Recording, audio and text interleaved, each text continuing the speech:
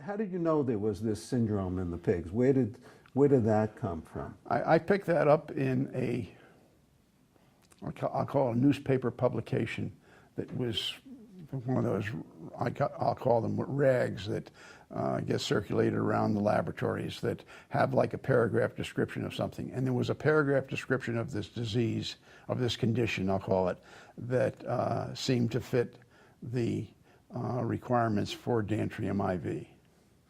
And so the pigs that were known to develop this syndrome, and which was an economic problem for the pig industry, led you to make that connection.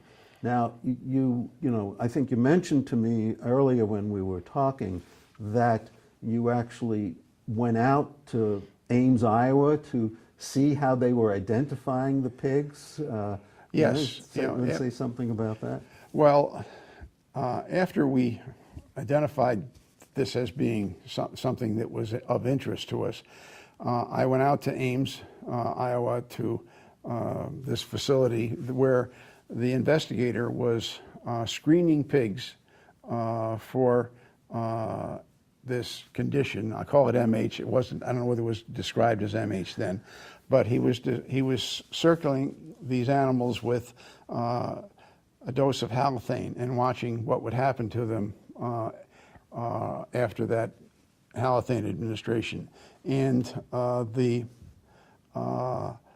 ones that were responding with absolute, rigidity and so forth, were animals that didn't have what appeared to be the normal fat cover over the musculature. So these animals were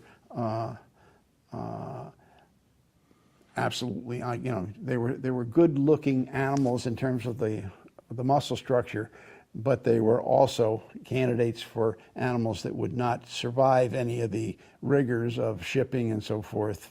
And that's why they were looking to eliminate that element within the pig herd that they were using to sell on the commercial market.